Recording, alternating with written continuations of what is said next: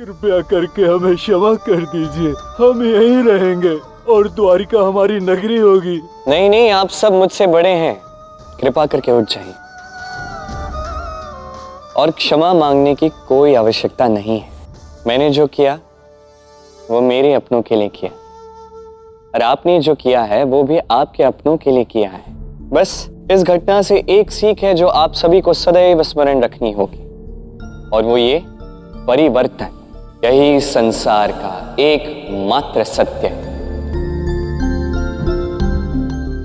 परिवर्तन ही अटल है, और संसार का जो भी जीव जंतु प्राणी परिवर्तन को हंस के गले नहीं लगाता,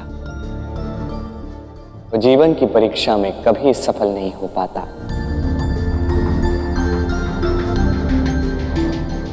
मुझे क्षमा करना कृष्ण, मैंने भी तुम पर संदेह किया और पता नहीं क्रोध में क्या क्या कह गया। मुझे भी क्षमा करना। नहीं नाना श्री, क्षमा मांगकर मुझे पाप का भागी ना बनाए। किंतु कृष्ण, ये स्थान है किसका और किसने बनाया, और हम यहाँ कैसे रह सकते हैं? जरासंध की क्रूरता देखकर मैंने स्वयं देव विश्वकर्मा की तपस्या की। तपस्या कर उन्हें प्रसन्न किया। जरासंध के अत्याचार से बचने के लिए हम सभी के लिए स्थान बनवाया। आप सबको एक और बात सूचित करना चाहता, आप सभी का सारा धन, वो सारी मूल्यवान वस्तुएं जो मैंने दाऊ के विवाह के बहाने से आप सबसे छीनी थी, वो सभी आप सभी के घरों में सुरक्षित रूप से पहुंचा दी गई है। आपका सारा धन, आपकी सारी वस्तुएं आप ही की प्रतीक्षा कर रही। अब बस आप सबसे एक ही अनुरोध है, ये द्वारका आप ही का है, इसे सुखपूर्वक अपना निवास स्थान बनाइए। अद्भुत श्री कृष्ण, अद्भुत। आपने बहुत बड़ी लीला रची है, और यह लीला आवश्यक थी, क्योंकि यदि आप मथुरा को इस अद्भुत नगरी के विषय में बताते और अपनी योजना के विषय में बताते, तो कोई भी विश्वास नहीं करता, ना ही आपका साथ देता और ना ही यहाँ आता। तो कहिए, है ना हमारा कान्हा दूरदर्शी, तपस्वी और तेजस्वी भी है। ये स्वयं विश्वकर्मा को धरा पे लिया है। अंततः देवर किसका है? वो तो आप ही का हूँ भाभी। कृष्ण, प्रजा के प्राण बचाने के लिए तुमने प्रजा का कोप पीसा। मुझे तुम पर गर्व है कृष्ण। ये नया नगर है, भला यहाँ वृद्ध राजा क्या करेगा? इसलिए मैं अपने राजपद का त्याग करता हूं।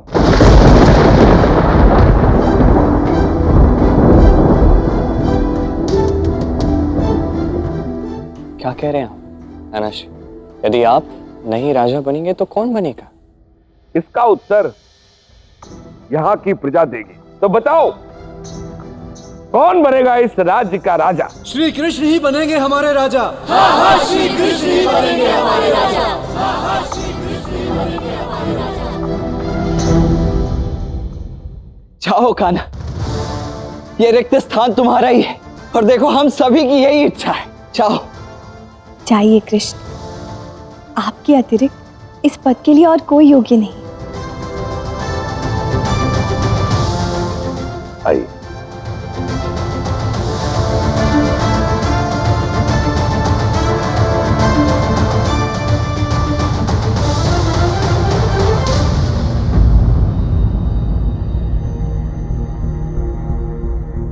क्या हुआ कान्हा?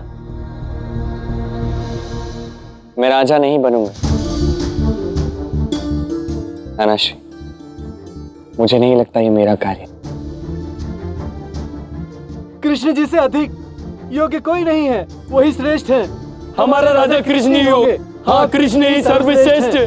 हमारे राजा कृष्ण ही होंगे। यदि कृष्ण राजा नहीं बने तो हम यहाँ नहीं रहेंगे, हम चले जाएंगे यहाँ से।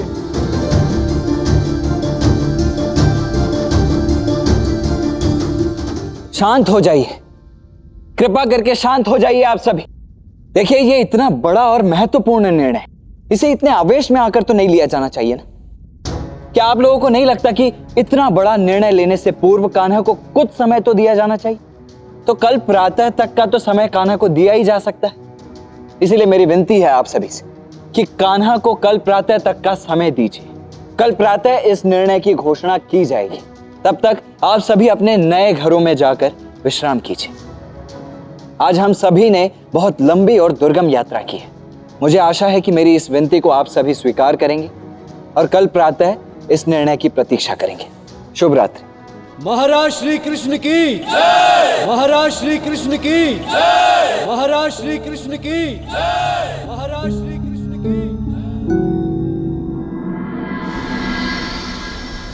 आप सभी ने जो कहा है बिल्कुल उचित कहा है। आप सभी लोग निश्चिंत रहिए, मैं इस विषय पे ध्यान दूं। राधा रानी, अति उत्तम। हमारी राधा रानी यहाँ अपनी सभा संबोधित करने में लगी हुई है और बाहर क्या क्या हो रहा है उसका कोई ज्ञान ही नहीं है। कुटिला, वो क्या है ना, हम ना अभी मथुरा से आ रहे हैं। राधा, ये लो, हम तुम्हारे लिए मथुरा के प्रसिद्ध पेड़े लेकर आए हैं। तो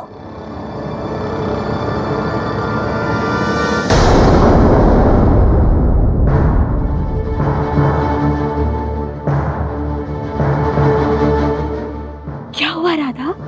पेड़े पात्र से लुप्त हो गए। जानती हो क्यों? क्योंकि समस्त मथुरा से सभी मथुरावासी भी लुप्त हो गए। वो कृष्ण जिसने तुम्हें यहाँ का मुखिया बनाया था, वो सभी मथुरावासियों को लेकर भाग गया है। छिप गया है वो अपने प्राण बचाने।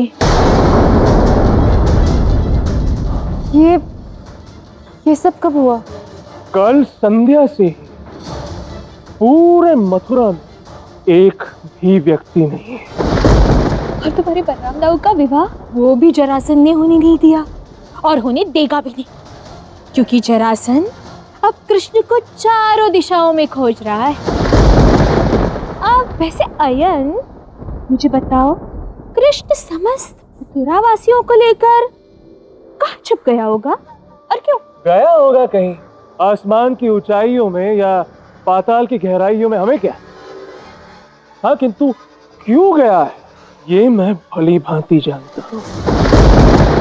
वो क्या है ना कि कंस का अंत किया उस कृष्ण ने और मथुरा का राजा बनाना पड़ा उस हृष्ट पुष्ट वृद्ध उग्रसेन को। अब ये कृष्ण मथुरा वासियों को लेकर जाएगा कहीं नए किसी छोटे से स्थान पर और बन जाएगा उनका नया राजा। बस यही तो चाहता है वो कृष्ण। ये सब उस सिंहासन के ही लोभ में किया है उसने।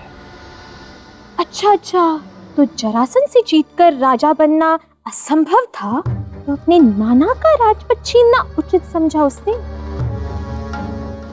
अयन, जब से मैं तुम्हें जानती हूँ, तुमने जीवन में एक ही वस्तु की कामना की है और वो है बरसाना का मुखिया पद। अब वैसे तुम इसके योग्य तो नहीं हो, किंतु फिर भी इसकी कामना तो करते हो और अपना वही चरित्र तुम दूसरों में देखते हो। राधा, और रही बात कृष्ण की, तो वो तो तुमसे कहीं अधिक योग्य है। किंतु मुझे पूर्ण विश्वास है कि उसे राजा या राज सिंहासन में कोई रुचि नहीं होगी। वो सदैव लोगों का सेवक था और सेवक ही रहेगा, सेवा करवाएगा नहीं। और हाँ, कृष्ण कितना भी बड़ा युवराज क्यों ना हो, किंतु मन से वो एक विनम्र ग्वाला ही रहेगा। सही कहा तुमने राधे। प्रजा के आग्रह से मैं तनिक दुविधा में फंस गया था। तुमने उस दुविधा का अंत कर दिया।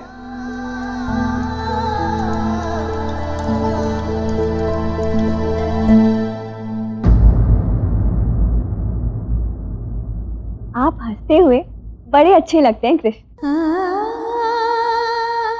धन्यवाद रुक्मिणी। किंतु वहां सभा में सबको दुविधा में छोड़कर आप यहाँ हंस रहे हैं। नहीं, मैं स्वयं दुविधा में फंसा हुआ था। अब मेरी दुविधा का अंत हो चुका है। अब मैं समझ गया कि मेरा राजा बनना अनुचित है। क्यों? अब इसमें अनुचित क्या है? आप युवराज हैं, राजा बन सकते हैं। देखिए, मैं भी तो राजकुमारी हूँ और फिर आप राजा बन जाएंगे तो कितना अच्छा होगा। आप जन्म से मन से राजकुमारी ही हैं। किंतु मैं, ना मैं युवराज हूं ना ही राजा। मैं मन से ग्वाला ही था, आज भी ग्वाला ही हूं और ग्वाला ही बना रहना चाहता।